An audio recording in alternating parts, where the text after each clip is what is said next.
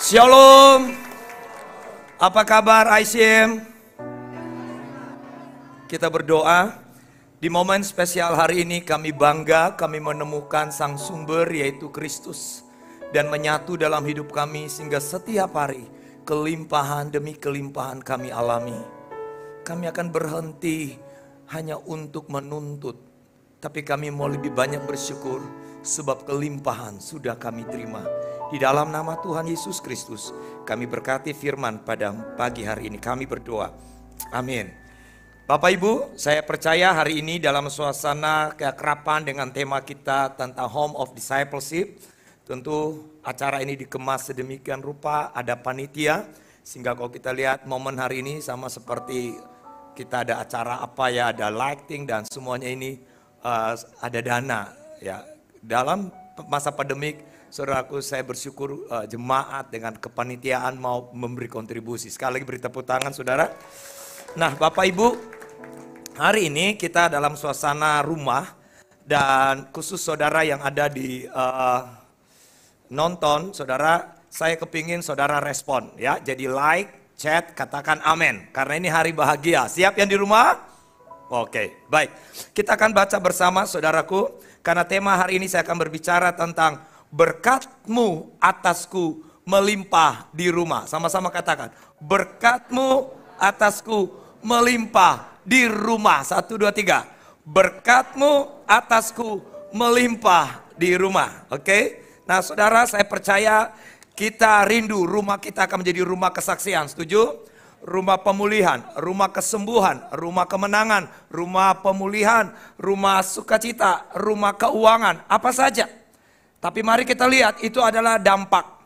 Kita harus mengerti rumah yang sesungguhnya itu siapa. Nah, ada ayat yang kita akan baca, saudaraku, satu ayat. Kita akan baca bersama-sama. 3, 2, 1. Katanya sesungguhnya aku akan memberkati engkau berlimpah-limpah dan akan membuat engkau sangat banyak. Sekali lagi. Katanya sesungguhnya aku akan memberkati engkau berlimpah-limpah dan akan membuat engkau sangat banyak. Wow, moa-moa. Sama-sama katakan. Moa-moa, berlimpah-limpah. Nah, pertanyaannya saudaraku, apa itu berkat berlimpah-limpah? Ya. Ayat ini ditujukan kepada Abraham. Ada apa? Kan kita bukan di zaman perjanjian lama, kita di perjanjian baru. Mari kita lihat.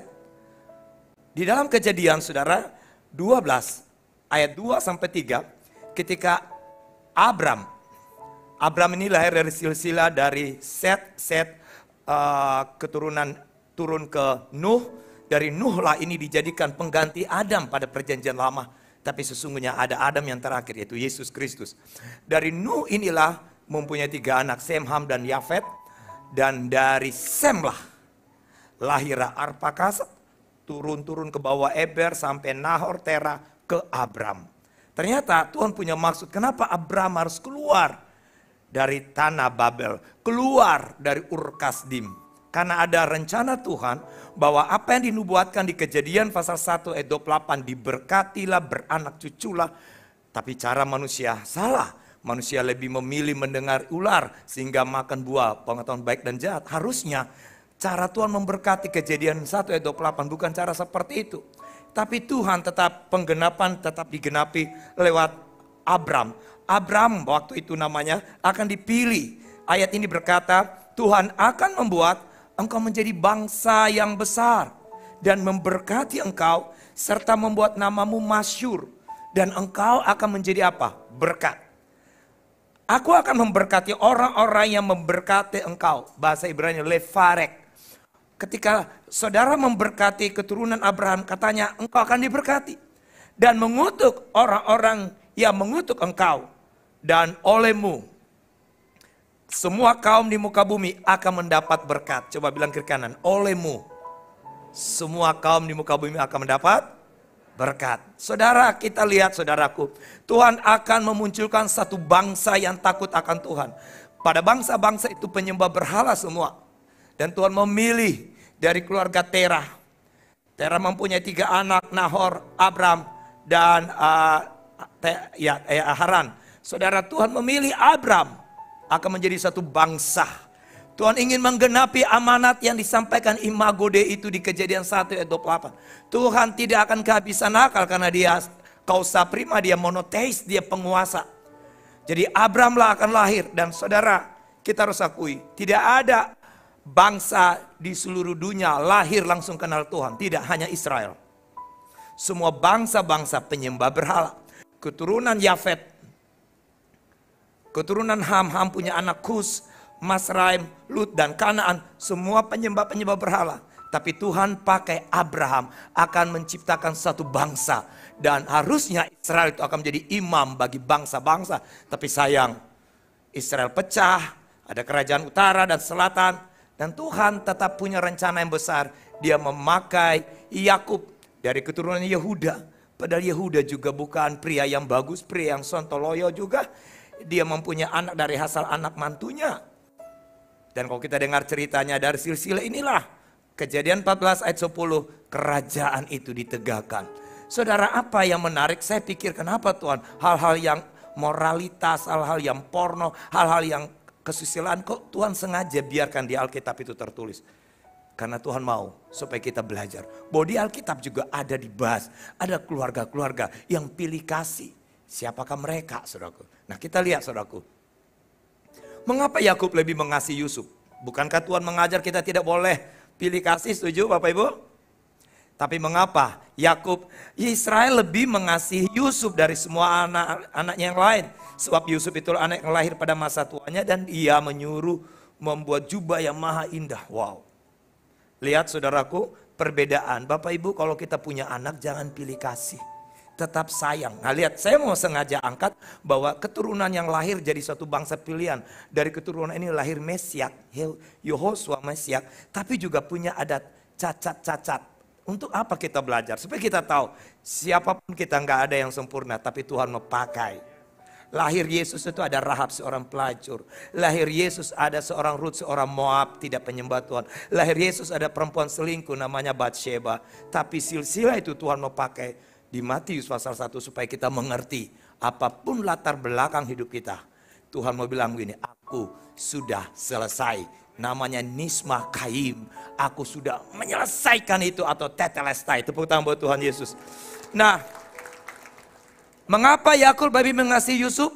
Muncul lagi karena Yakub, Ishak sayang kepada Esau, tapi Ribka kasih kepada Yakub. Kenapa Ishak sayang kepada Esau?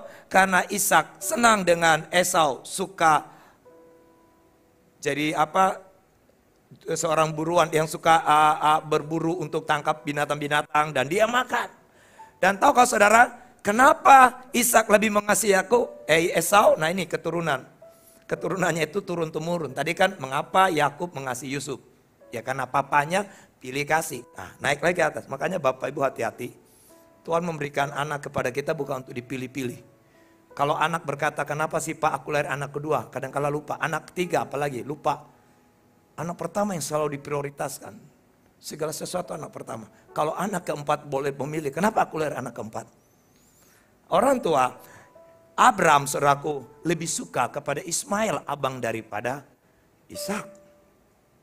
Karena Ismail seorang suka juga sama memburu bawa binatang-binatang. Dan Abraham senang. Dari situlah video-video ditangkap. Makanya Ishak senang terhadap Esau. Nah Bapak Ibu yang dikasih oleh Tuhan. Saya pikir ini cerita supaya kita belajar bahwa ada dua hal yang saya ingin ajar kepada kita tentang dua ini. Hak kesulungan dan hak janji kelimpahan. Kalau kita baca dalam Kejadian pasal 25 saudaraku. Itu pembahasan bagaimana Ribka dan Ishak mempunyai dua anak kembar, Esau dan Yakub. Dan saudara, secara budaya orang Israel yang menerima hak kesulungan itu anak pertama. Anak sulung berhak mendapat warisan. Dan secara budaya Ibrani itu 2 kali lipat. Berarti saudaraku, anak sulung ini kan Esau. Tetapi apa yang terjadi? Ribka, karena dia mengasihi Yakub, dia mengajar satu didikan yang gak benar. Ada favoritisme di keluarga Ishak. Ishak sama Esau, Ribka sama Yakub. Orang tua seperti apa ini? Punya anak ada favorit-favorit. Anak pertama aku mau tapo, ucok. Oh, kalau butet nih Amita bacaan. Mau lahir pertama ucok apa butet. Dia doa supaya ucok. Kedua, ketiga, keempat, akhirnya kasihnya luntur. Loh, saudara kenapa saudaraku? Nah, kita lihat sini saudaraku. Sebenarnya Ishak, saya singkat saja. Ishak tahu berkat janji nenek moyangnya Abraham itu bukan kepada Esau, tetapi kepada Yakub. Kenapa? Karena Yakub sudah difirmankan di Kejadian pasal 3 ayat 15. Bahwa keturunanmu akan menginjak kepalanya dan keturunannya akan merenggut tumitnya. Siapa tumit? Siapa si tumit? Tumit dalam bahasa Ibrani Yakov. Itulah Yakub. Hanya Ribka nggak ngerti rancangan Tuhan. Ribka nggak ngerti bahwa berkat janji Abraham melebihi berkat kesulungan itu Yakub, bukan Esau. Nah, mari kita lihat saudaraku, apa perbedaan berkat kesulungan dan berkat kelimpahan. Para orang tua rumah, ya kita juga tentu fase ini kita punya cucu-cucu. Saya waktu di Tanjung Pinang minggu kemarin khotbah selesai, seorang ibu datang, Pak, nangis-nangis Pak. Wah, pusing loh Pak. Anak di Batam mau saya ke Batam, di Tanjung Pinang mau saya ke Tanjung Pinang. Saya itu mau sayang semua cucu tapi saya pusing anak berantem. Nah, baca kitab Amsal, mahkota orang tua itu anak cucunya. Saya bayangin, saya bilang sama istri kita punya 4 anak. Tuhan, kalau sampai cucu-cucu itu gimana pun orang tua itu sedih. Nah, kita lihat berkat hak kesulungan dan berkat kelimpahan. Saya mau kita belajar di sini. Bapak Ibu, karena tema kita tahun ini kelimpahan, dan saya sudah sampaikan dalam sepakat bersama pekerja tentang kelimpahan. Mari kita lihat berkat hak kesulungan. Yang pertama, anak sulung, yaitu Esau. Yang kedua, 2 kali lipat hartanya. Saya tidak tahu budaya kita orang Batak, orang Chinese, apakah warisan itu kalau anak tertua itu lebih, kalau orang Israel seperti itu. Warisan berkat jasmani bagi keturunannya. Ishak itu kaya raya Bapak Ibu. Makanya Ribka tuh, bahaya ini. Yakub, kamu gak dapat apa-apa. Saya mau bilang, sampai Yakub ditipu saudaraku, makanya namanya penipu. Waktu saudara Ishak memberkati, Ishak bilang suara Yakub, tapi badan Esau. Tapi berkat yang diturunkan itu bukan berkat hak kesulungan. Kenapa? Kalau hak kesulungan, Yakub gak ada harta biar satu. Ketahuan ketika Esau mau bunuh dia. Ribka bilang gini, Kop, larilah kamu ke Laban, ke saudara saya. Menikahlah di sana, beranak cuculah di sana. Saudara dia lari, dia bawa harta, nahi. Tidak ada satu, padahal kepingin dia ini berkata kesulungan. Tapi dia tidak dapat apa-apa. Singkat ceritanya, Ribka sampai meninggal, nggak ketemu dengan Yakub. Padahal saudaraku, Ishak tahu, hak kelimpahan itu bukan Esau, tapi Yakub. Nah, kita lihat.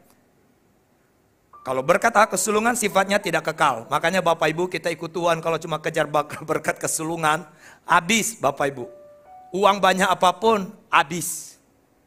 Tapi lihat yang Tuhan janjikan kepada kita dan nanti saya bilang digenapi dalam diri Yesus. Berkat kelimpahan, katakan anak pilihan. 1 Petrus 9, kamulah bangsa yang terpilih, imamat yang rajani, bangsa yang kudus, umat kepunyaan Allah supaya kamu melakukan perbuatan yang besar dan dahsyat dari Dia. Katakan amin. Berarti kita orang pilihan Allah. Kita secara fisik bukan keturunan Ibrahim, tapi karena Yesus, maka kita orang pilihan. Kedua, bukan 2 kali lipat. Makanya jangan doa, oh kami buntu, double anointing. No, jangan double. Unlimited, katakan unlimited. Dan itu digenapi oleh janji. Yesus berkata, kalau kelimpahan yang disampaikan Abraham, sekarang Yesus berkata, Yohanes 10 ayat 10b, aku datang supaya kamu mempunyai hidup zoe, dan mempunyai segala kelimpahan berizon. Secara jumlah tak terbatas, secara kualitas lebih dari super. Katakan amin. Yang di rumah like, katakan amin. Oke, dah lanjut. Yang ketiga, berkat kelimpahan, warisan atau berkat keselamatan bagi satu bangsa. Tuhan mau lewat Yakub jadi suatu bangsa penyembah Tuhan. Karena dulu bangsa-bangsa tidak menyembah Tuhan. Lalu bukan cukup sampai situ. Berkat kelimpahan adalah menjadi bangsa yang besar. Katakan bangsa yang besar. Dan olehmu, saudara rindu, berpikirkah kita bahwa ketika saya dipanggil Tuhan oleh saya, ada banyak suku bangsa akan mengenal Yesus. Jadi saya ada di dunia ini bukan sekedar untuk hidup saya dan diri saya, tapi saya ada oleh banyak orang akan diberkati. Ada amin? Bangsa di bumi akan mendapat berkat. Makanya kalau kita mengerti hidup kita, kita akan jadi banyak berkat. Wow, kita mengerti kelimpahan tuh Bapa sediakan. Dan sifatnya bukan sementara, katakan kekal. Amin. Nah, oleh sebab itu saudara, tadi kita lihat kesaksian dari Pak Tony, Ibu Aling, 18 tahun berjemaat di ICM. Dan saya percaya saudaraku, ada mungkin Bapak Ibu lebih dari 18 tahun. Saya ada di sini 94 bulan Maret. Yang saya lihat tadi di Perumas, ya jemaat lama ya Pak Leo aja yang saya tahu. Saya ada dari usia saya 24, so sekarang sudah berapa? Memang Perumas, cuma saya bilang Perumas 55. Karena saya baru 52 lebih. Nanti kalau saya udah 55, saya bilang Perumas 60. Hah? Iya. Tapi saya mau apresiasi Pak Kasim, tepuk tangan dulu. Waduh. Saya sudah 2 kali hafal Mazmur 91. Nyangkut di ayat 11. Nyangkut di ayat 12. Tapi luar biasa Pak Kasim ya. Syeshe nih Pak. Wah, kamsyachul. Nah, itu sebabnya saudaraku di dalam ulang tahun yang ke-36 ini. Saya bersyukur tadi ibadah salah satu pemimpin rohani kita, Ibu Aneke, salah satu founder, ada bersama-sama dan saya buat suatu kejutan karena buat saya kita harus jangan melupakan sejarah. Ya. Dan saya bersyukur juga jemaat dengan antusias tetap melayani. Saudara, home of discipleship. Coba semua katakan begini, rumah pemuritan. 1, 2, 3. Kalau suami istri begini. Ya, kalau tidak ada istri ada suami begini. 1, 2, 3. Rumah pemuritan. Wow. Nah, pertanyaannya ada apa Pak Roy dengan rumah pemuritan? Ya, saya percaya Bapak Ibu, gereja kita sebenarnya kata pemuritan itu bukan hal yang baru, sudah lama. Tapi saya juga terus belajar. Tadi kesaksian saya diberkati bagaimana Pak Tony, Ibu Aling dipulihkan. Sebenarnya saudaraku, segala sesuatu itu kita lihat keluarga Ishak, keluarga Yakub, ada dari rumah yang tidak beres. Makanya kalau Bapak Ibu lihat keturunan Yakub, ada masalah-masalah. Sampai ke Daud pun ada masalah. Salomo pun ada masalah. Hebat dari sisi rohani. Tapi keluarga ada banyak kepincangan. Nah itu sebabnya Bapak Ibu kita mau semua itu dimulai dari rumah. Kenapa? Karena pemuritan dimulai dari rumah lewat apa? Orang tua dan anak. Kalau orang tua beres bersama anak, apa saja yang kita lakukan luar biasa. Sama-sama katakan one home, one fashion, one value. 1, 2, 3. One home, one fashion, one. Kita mau sama-sama seragam, kita mau sama-sama dalam satu strategi. Bahwa kita ada dalam rumah. Saudara ada dalam rumah. Saudara betah di rumah ICM? Betah ya, puji Tuhan. Ada Pak Dot, Ibu Ame, orang Tanjung Uban. Ya, kita rumah ICM. Tadi penatua kita Pak Jonathan sudah prolog bahwa ICM itu ada di mana-mana. Berdoa Bapak Ibu supaya ICM juga bukan hanya ada di Indonesia, tapi di luar negeri juga. Nggak usah jauh luar negeri, saya punya rindu Batu Aji. Ya amin, supaya orang Batu Aji jangan ke Bengkong terlalu jauh. Kita mau bangun rumah pemuritan di sana. Nah, kita rindu melihat saudaraku satu ayat ini. 1, 2, 3. Kebajikan dan kemurahan belaka akan mengikuti aku berapa lama? Seumur hidup, kuncinya di sini. Dan aku akan diam dalam rumah Tuhan berapa lama? Sepanjang masa. Kuncinya rumah Tuhan. Ada apa dengan rumah Tuhan? Kitab Hagai pasal 1 ayat 9, kita baca 3, 2, 1. Kamu mengharapkan banyak tetapi hasilnya sedikit. Dan ketika kamu membawanya ke rumah, aku menghembuskannya. Terus, oleh karena apa? Demikianlah firman Tuhan semesta alam. Oleh karena rumahku yang tetap menjadi reruntuhan, sedang kamu masing-masing sibuk dengan urusan, ketika pasca pembuangan di Babel, saudara, maka orang Israel kembali dan ingat, kebanggaan orang Israel itu adalah bait Allah. kebanggaan orang Israel itu bait Allah. Di bait Allah itu ada tabut Allah. Ketika peperangan terjadi pada zaman hakim-hakim, orang merebut tabut Allah itu. Imam Eli dengar, tabut Allah direbut, langsung mati. Kenapa? Bagi orang Israel, tabut Allah itu sesuatu yang sangat penting dan berharga. Dan tabut Allah itu ditaruh di mana? Pada zaman Daud didirikanlah bait Allah, tapi pada waktu Salomo lah dibangun. Nah Bapak Ibu, ketika bait Allah dihanguskan, di bumi hanguskan oleh peristiwa Nebukadnezar, maka saudara pada Raja Yoyakin saudaraku, maka runtuhlah. Dan pada waktu mereka selesai 70 tahun dalam pembuangan di Babel, mereka kembali. Orang Israel dengan bangga membangun rumahnya sendiri-sendiri. Lebih bagus. Tapi bait Allah begitu jelek. Saya percaya jemaat ICM yang ada di Batam, kita Batam Center saudaraku, kita akan bangun. Janganlah rumah saudara sampai ada lift untuk ke kamar mandi, ada eskalator untuk ke mana, tapi rumah Tuhan harusnya lebih baik. Katakan amin.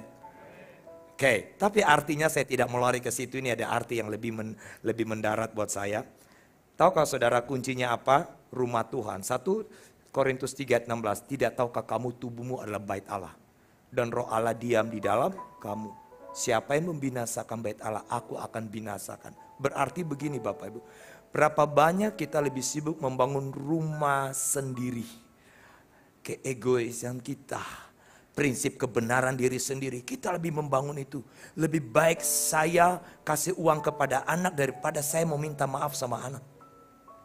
Lebih baik saya kasih istri uang jajan daripada saya minta maaf sama istri. Kita lebih membangun rumah sendiri, bukan kepada hal yang kekekalan. Rumah Allah itu kekekalan. Bapak Ibu, apa arti hebat bisnis di luar kalau rumah kita nggak jadi berkat? Amin. Kita akan dengar sedikit cuplikan kesaksian ini. Suami istri 5 tahun menikah dan mereka diberkati di sini, dan puji Tuhan mereka banyak mengalami perbedaan pandangan. Sampai pada titik mereka puji Tuhan ditemani, diayomi oleh pemurid, dan mereka Tuhan, tadinya mereka sibuk cari uang, membangun rumah sendiri, membangun rumah sendiri. Mereka lupa rumah yang sesungguhnya itu di dalam. Mereka lebih sibuk cari uang, ternyata yang mereka cari kurang. Pada waktu mereka bangun hal yang esensi, Tuhan yang memberkati. Kita saksikan. Shalom, saya Hendra dan ini istri saya Agustiani. Puji Tuhan, kami bekerja di ICM dan kami juga melayani dalam pelayanan kurang lebih 5 tahun. Kami menikah sudah 11 tahun dan kami dikaruniakan anak 3, 1 cowok dan 2 cewek. Sekarang anak kami juga sekolah di Cahaya Bangsa. Dan kami di sini dipercayakan untuk memberikan kesaksian kami sebelum pemuritan dan setelah pemuritan. Sebelum kami dimuridkan dan dibapai, itu hubungan saya sama suami. Kita kadang-kadang bisa 1 bulan pasti ada masalah, tiap minggu pasti ada masalah. Kalau enggak kita bisa sampai 1 minggu tidak ada ngomong sama sekali. Itu permasalahannya biasanya sih karena saya menuntut suami. Jadi yang saya mau suami harus gimana, tetapi kayak suami nggak lakukan gitu.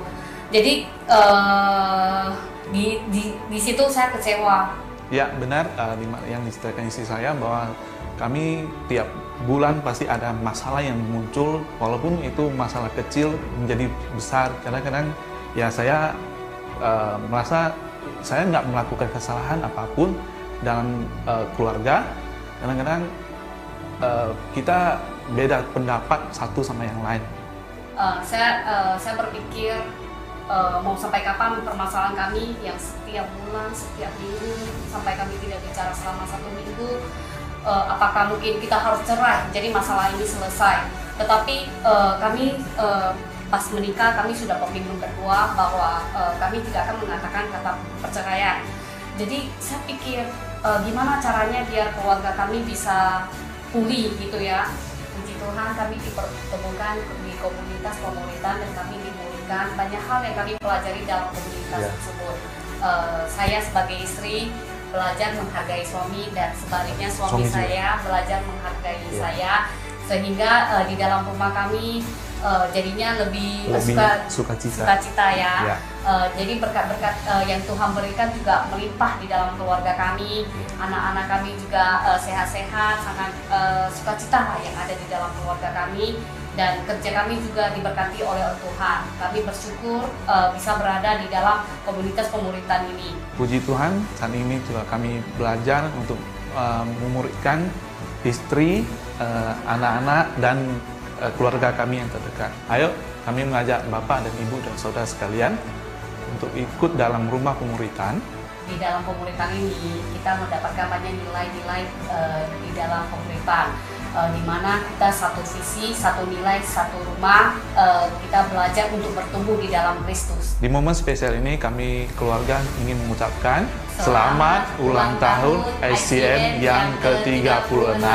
Doa dan harapan kami berharap gereja ICN dapat menjadi berkat bagi semua jemaat dan menjadi berkat dan memenangkan banyak jiwa-jiwa. Sekali lagi kami mengucapkan selamat ulang tahun ICN yang ke-36.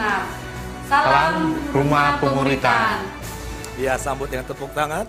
Hendra Agustiani, salah satu dari pasangan-pasangan yang ada dalam komunitas Kompak Pemuritan atau Komsel Pemuritan.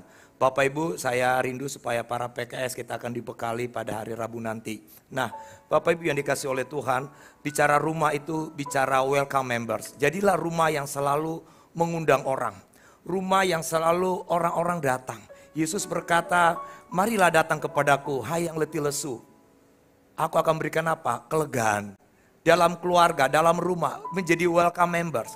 Nah, rumah akan menjadi orang-orang akan nyaman. Yang kedua, bukan saja menjadi welcome members, tapi rumah akan bisa kita jawab kebutuhan itu. Respond to members need. Kita akan jawab kebutuhan. Nah, saya bagikan begini Bapak Ibu. Welcome members atau jadilah rumah yang selalu mengundang orang. Orang kalau datang di rumah saudara senang apa tidak Bapak Ibu? Senang? Senang. Apalagi yang datang tidak tagih hutang kan? Yang ketawa kayaknya pengalaman. Yang diam-diam pelaku utama. Welcome members. Jadi keluarga itu jangan cuma fellowship, makan terus. Ulang tahun orang tuanya cia-cia, anaknya cia-cia. Tapi gak pernah aku mau bicara. Aku sampai umur 42, 43. Aku dan istri dan anak-anak bangga punya mama. Akui di depan keluarga yang lain. Aku minta maaf aku sempat kecewa sama mama. Tapi hari ini aku bilang aku bangga punya seorang ibu. Jangan cuma kumpul teng. Jangan cuma fellowship. Ada orang memuridkan orang. Lihat di Facebook di mana-mana kasih tunjuk makan. Enggak salah sih. Sudah 2 tahun cuma makan melulu. Setelah saya tanya, apa yang dapat ini Pak Roy? Naik. Kedalaman belum menyentuh kedalaman. Ada banyak di jemaat bisa melayani luar biasa, tapi di rumahnya hancur. Kita rindu saudaraku menjadi jawaban. Caranya apa? Discipleship. Habis fellowship, relationship harus discipleship, pemuritan. Hari ini saya bangga, spesial hari ini ada anak rohani saya datang.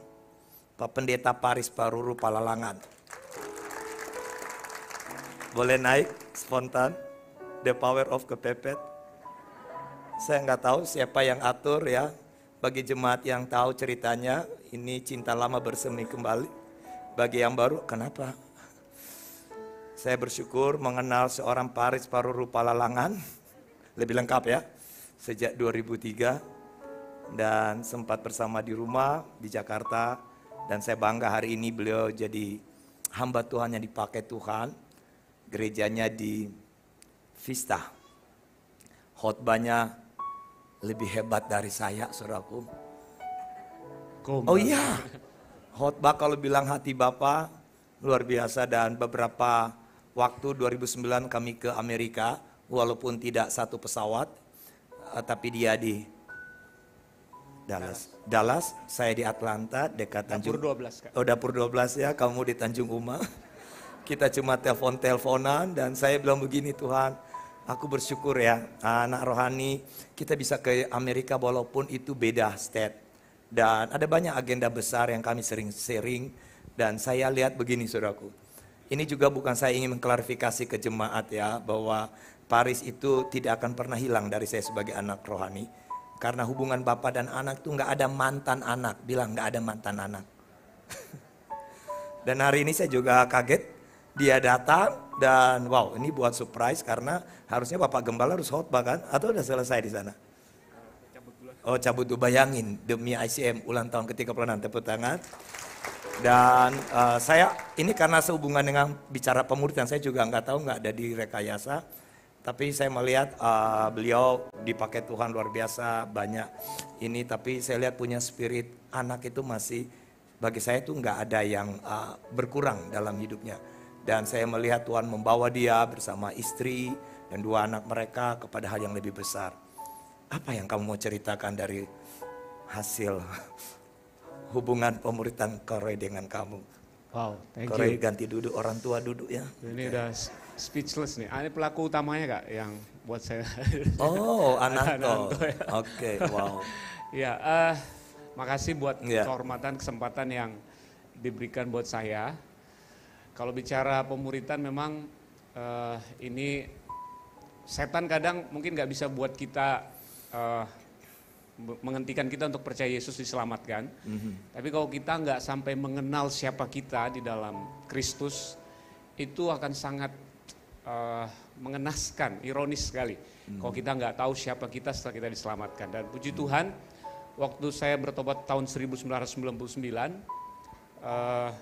saya mengalami kehidupan yang kayak padang gurun lah. Sampai tahun 2000, 2001 saya masuk sekolah Alkitab. Kalau ada Ibu Lamris, istri dari Pak Pemain Tony tadi gitar. ya, pemain bass kita, itu satu alumni sama saya di STT. Jadi saksi bagaimana saya waktu mulai sekolah Alkitab itu minder, takut, banyak kepercayaan yang salah.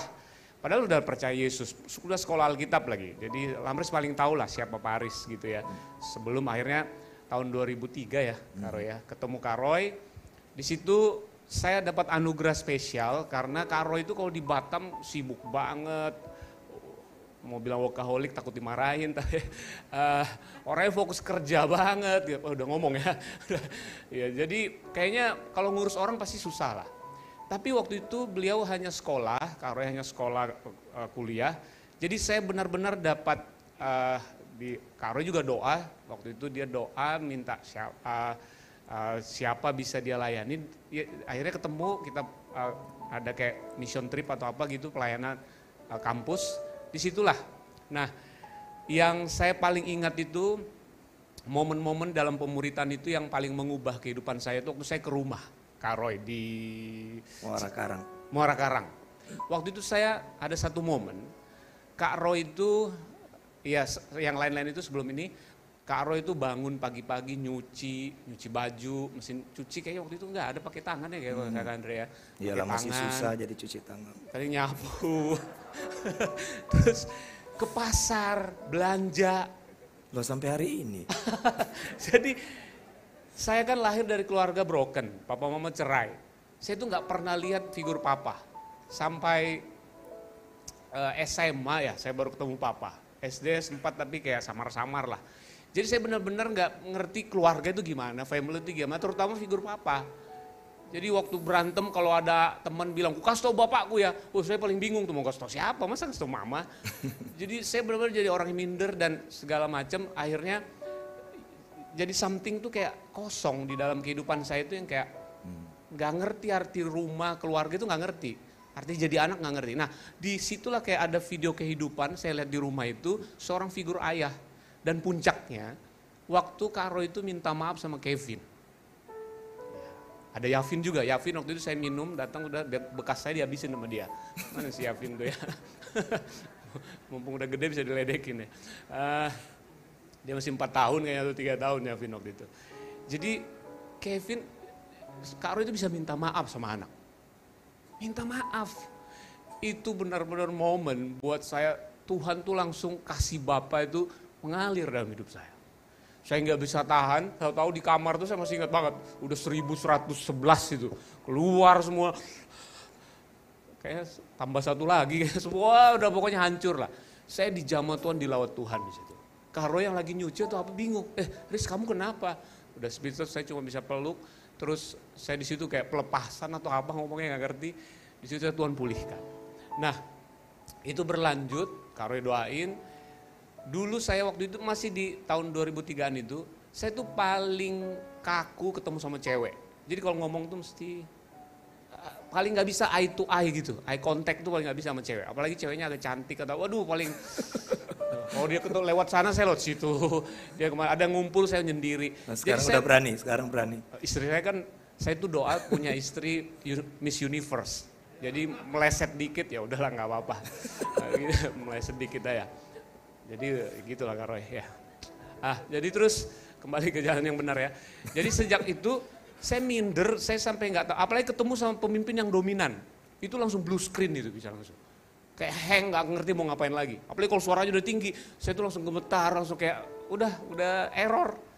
Sampai segitunya kondisi psikis saya dan segala macam.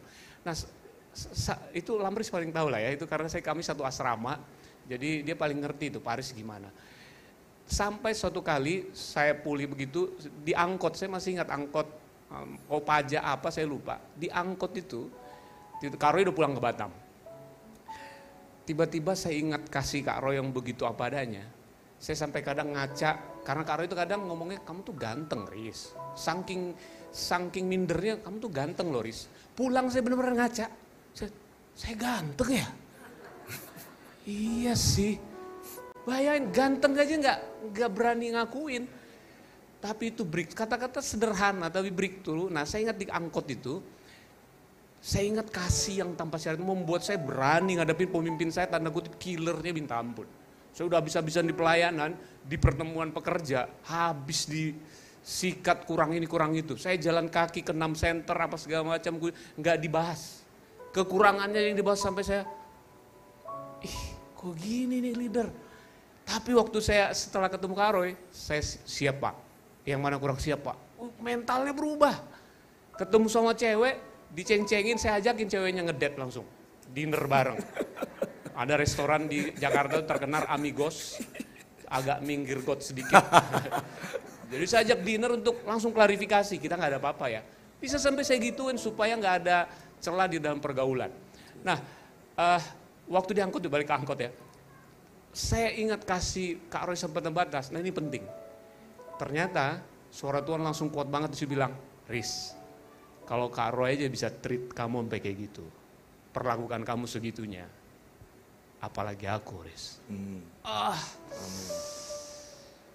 Itu depan saya penuh, tahulah Jakarta dia kan, udah nangis lagi di laut Tuhan di situ. Sejak itu saya breakthrough. Ternyata pemuritan itu saudara, kalau kita ketemu Tuhan, fokusnya Kristus, inside out perubahannya. Kak Roy udah ke Batam, Kak Roy udah gak ada di situ. Tapi saya terkoneksi dengan sang sumber kehidupan saya itu. Saya pulih, saya gak ngelihat Kak Roy lagi, ternyata pandangan saya harus ke dia. Kristus. Kak Roy mungkin belum tentu ngasih nyawanya buat saya. Belum tentu, saya pun belum tentu mau mati buat anak saya. Tapi dia mau mati buat kita. Dia berikan nyawanya buat kita. Dialah sumber kehidupan itu. Sejak itu saya breakthrough. Dan hari ini, sedikit lagi ya Kak Roy boleh ya. Hari ini, kalau pendeta begini. Setelah saya nikah saya punya anak 2. Istri saya 6 Juli 2013 saya nikahi. Pemuritan itu harus lengkap ya, so jangan potong-potong hoax jadi ya. 6 Juli saya nikahi, di sini. 6 Juli. Bukan istri 6 Juli. Loh, saya nggak ada kesana loh, saudara mikirnya kemana ya? Enggak, saya nggak mau kasih tahu tanggal pernikahan saya. Jadi 6 Juli 2013 saya nikahi. Dan waktu saya didik anak, saya ternyata gagal. Saudara. Saya pernah satu kali ngamuk sama Ben. Saya namanya Ben Hatter, Ben itu Benjamin, tapi saya Ben Hatter. Ben, saya sampai, bentak dia sampai, untung gak ada kayu sih, jadi gak sampai kepukul. Tapi saya disitu kayak emosi banget. Tapi langsung, kok saya gini ya? Wah, saya ingat tuh hari itu malam itu juga pas pulang ke rumah itu kan lagi kita ada pertemuan pendeta-pendeta, jadi kayak dia tuh kayak ngeganggu. Justru saya di situ, aduh udah ngasih tau baik-baik, senyum segala macam, udah semua jurus udah keluar nih, jurus kega, saya pembina kega dulu kan, nggak mempan, tetep bandel, wah saya meledak. Nah pulang saudara, saya bisa panggil dia masuk kamar berdua aja, adanya saya suruh kemana dulu, saya duduk bareng, Ben boleh lihat papa, terus saya minta maaf sama dia. Wow. Saya kontak, saya bilang Ben, tadi papa gak marah-marah, Ben papa minta maaf ya, papa sayang Ben, papa gak mau marah sama Ben. Ben tetap, saya peluk dia, dia pun pulih saudara. Ending kami tos, wah, sampai akhirnya sembuh. Termasuk sama istri. Sama istri saya satu malam tuh sampai gak tahan, saya teriak sama dia, diam!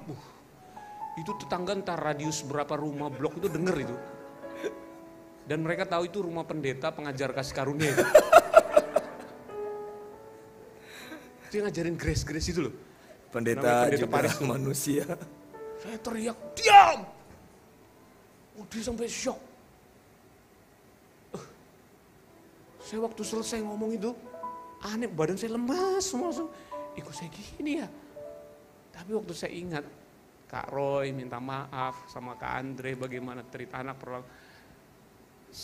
hanya berapa menit saya datang sama istri, minta maaf sama istri kami. Untungnya juga istri karena fokusnya Kristus, kami bisa cepat pulih. Amin. Saya tinggal sama mama. Waktu saya tinggal sama mama tuh selalu bela anaknya, orang tua pasti bela anaknya. Saya lagi marah gitu, mama datang siram minyak. Cayo, memang kadang wanita itu wih, lu bukannya nolongin gak berantem ini kok. Tapi kan memang mama selalu berpihak ke anaknya kan. Jangan dorong mama ini urusan aku mama. Tapi setelah 15 menit besoknya kami udah fun lagi. Jadi maksudnya di dalam pemuritan itu Bapak Ibu. Dan sebenarnya gak semua pemuritan. Kadang judulnya pemuritan pun kita bahaya kalau sudah meninggikan status murid daripada status anak itu saudara. Dalam arti fokus kita Kristus. Waktu kita hanya terfokus pada Kristus. Ada hal-hal yang saudara kita kadang unpredictable sesuatu terjadi dalam hidup kita. Tapi akhirnya kita bisa handle itu. Karena kita tahu sang sumber kehidupan itu, Kristus itu ada dalam kita. Nah hari ini saya kesannya gak satu rumah sama Kak Roy. Beda denominasi, beda gereja. Tapi kami menjadi sampel. Saya bersyukur 2013-14 saya di wisuda. Anak kan kadang gak harus ikut papanya ya. Dia harus merit, tinggalin rumah. Tapi kami melampaui batas sinode itu. Kami melampaui batas dinding 4 tembok gereja organisasi. Kami sering ketemu, kadang-kadang kami nggak sempat upload. Tapi kalau saudara ikut IG saya, tolong ya, @parispalangan, kode keras. Jadi kami kadang sharing tentang kehidupan. Dan setiap kali ketemu Kak Roy, yang selalu kami, ini pribadi saya, mau bahas Yesus nih. Kalau bahasa Kak Roy ya sering kekekalan nih. Kita ngomongin kekekalan. Jadi waktu kami bahas yang, maaf ya, kami juga kadang bahas sampah, hal-hal yang bikin kita pengen berhenti dari pelayanan, mau lari dari pelayanan. Pendeta tuh kadang mikir gitu. Sampai kadang, Tuhan ada gak ya? Sampai pendeta pun ngomong kayak bisa sampai situ. Tapi waktu kami bahas kegagalan, itu akhirnya jadi something yang receh dan kita mulai antusias lagi untuk pelayanan dan siap-siap ada hal besar yang akan dikerjakan. Bapak anak ini. Iya. Yeah. Jadi mungkin gitu dulu, ini gak bisa stop ini bisa sampai sore nih kalau ibadah dilanjutin. Ada banyak hal waktu kita ada di home discipleship yang lebih dari yang kita pikiran banyak, itu akan Tuhan kerjakan. Dan ini bukti 36 tahun ini bukti Tuhan ada di komunitas kita, Tuhan mau lakukan perkara-perkara besar. Mungkin gitu dulu kali. Paris Paruru Palalangan. God bless. Wow. Gini Kak harusnya, endingnya itu biasanya. Oh gitu. Oh. Nah, love you Kak. Dia mau peluk supaya dilihat di YouTube kan. Udah Bapak Ibu, ya saya cuma bilang janganlah saya ditinggikan karena semua tentang Yesus. Visi saya membawa orang ketemu Yesus, bukan membawa orang ketemu saya. Ya, jadi saya juga berharap kita sudah sampai kepada momen ini, sudah dewasa kita mengerti. Itu sebabnya saudaraku, orang tua yang dewasa pasti menghasilkan anak-anak yang dewasa. Ambil tanggung jawab mendewasakan anak-anak, karena anak tidak dapat bertumbuh dengan sendirinya. Saudara, kita perlu Jadilah teladan saudaraku dari kerohanian, karakter, kompetensi. Pada waktu Pak Paris lihat di rumah saya juga tidak maaf kata mau show di depan dia ini begini. Enggak. Ya saya cuma lakukan seperti biasa ya. Bapak Ibu yang tahu saya tetap aja saya ke pasar, tetap aja bukan sesuatu, tidak ada batasan saya jadi pendeta tanda kutip disebut besar atau apalah seperti apa. Biasa aja karena saya nggak pernah berpikir hamba Tuhan besar itu bicara cuma posisi tapi fungsi kita jadi Bapa penyembuh ya. Makanya kerohanian itu penting anak-anak dan saudara saya juga ingin promosi IG kita. Mereka sudah album mereka ya Boy ya sudah launching kan dan ada di mana itu di Instagram atau di mana itu ya. Jadi kita boleh ini mereka saudaraku. Nah itu anak-anak kita mereka cipta lagu termasuk ada anak saya di situ. Nah saya ya seperti inilah kau sumber kuatku. Waduh, You Are The Victory tadi penyanyinya juga worship leader ya. Luar biasa dia juga nyanyi lagu saya bagian ref tadi. Nah Bapak Ibu, jadi saya mau bilang bahwa mari kita bersama-sama mendidik anak karena orang tua adalah model. Sama-sama katakan kita adalah model. Kita adalah teladan dan anak-anak kita akan melihat. Anak-anak murid akan melihat Kristus kata Paulus. Ikutilah teladanku karena aku mengikuti teladan Kristus. Saya sedang menulis dan sudah 99% selesai buku pemuritan kehidupan yang diminta oleh Sinode Pusat yang akan disebarkan ke seluruh GPI. Tapi saya jadikan itu untuk bahan pemuritan. Dan ada 8 topik saudaraku. Dan ada beberapa sumber yang saya gabungkan dan adalah pengalaman-pengalaman. Dan mungkin tunggu siap-siap para anak-anak murid saya minta ada testimoni untuk melampirkan memberi kasana buku itu akan jadi lebih mantap. Ada lampiran kesaksian-kesaksian hidup. Saudara, saya waktu tulis, saya ulangi lagi, saya nangis, saya diberkati. Tugas kita membawa orang ketemu visi Allah, tugas kita membawa orang ketemu Kristus. Ada orang kontrol, menjadi murid itu kontrol, ingat hati-hati. Ekstrimnya kalau kita memuridkan orang, kita semua kita. Ada juga ekstrim yang satu, saya nggak perlu kamu, saya nggak perlu orang lain, saya dimuridkan langsung Yesus. Wih keren. Independent spirit. Saya, apa yang disampaikan Pak Paris, ya maksud saya itu suatu perjalanan panjang. Tapi yang saya lihat justru terbalik apa yang saya lihat sekarang saya diberkati hidupnya. Khotbahnya, teachingnya, saya diberkati. Jadi buat saya saudaraku, anggota gereja ICM, sampai hari ini ada yang pindah tidak di ICM, saya tetap bangun hubungan. Apalagi Bapak Ibu cuma pindah ke DC Mall, kok DC Mall ya? Aku bengkong, la ilah. Katakan sama-sama, rumah kita sendiri, 1, 2, 3. Saya deh istri kalau ketemu ke pasar, Pak Roy, wah udah lama tak jumpa ya. Saya wajar tanya, oh iya Bu ibadah berapa? Wah di Simol, oh iya puji Tuhan kan jemaat juga kan. Masa oh di Simol, tak bisa lah. Nggak bisa saudara, hati saya. Ini perumah saudaraku ada dari di Simol, Geraha dan ada Bengkong. Tepuk tangan dulu. Lagu mereka, jangan pisahkan kami. Makanya luar biasa, nanti habis senam di sana, ada di sini, luar biasa. Orang tua kita jadi pemurid. Ingat usia 0 sampai 11 tahun itu masa kanak-kanak. Momen tadi cerita Pak Paris, momen yang kami alami. Saya sebenarnya dari latar belakang orang tua yang otoriter, yang saya rasa juga akan salah. Saya mendidik karena saya juga dididik oleh papa yang keras, papa yang sering pukul, gantung saya kepala di bawah, kaki di atas.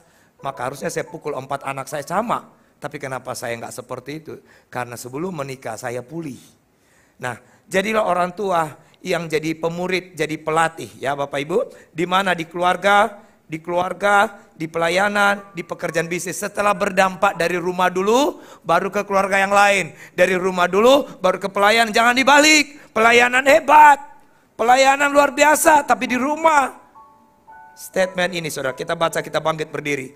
Keberhasilan keluarga, 1, 2, 3. Keberhasilan keluarga bukan sekedar sukses di luar, yaitu apa? Pelayanan, pekerjaan, bisnis.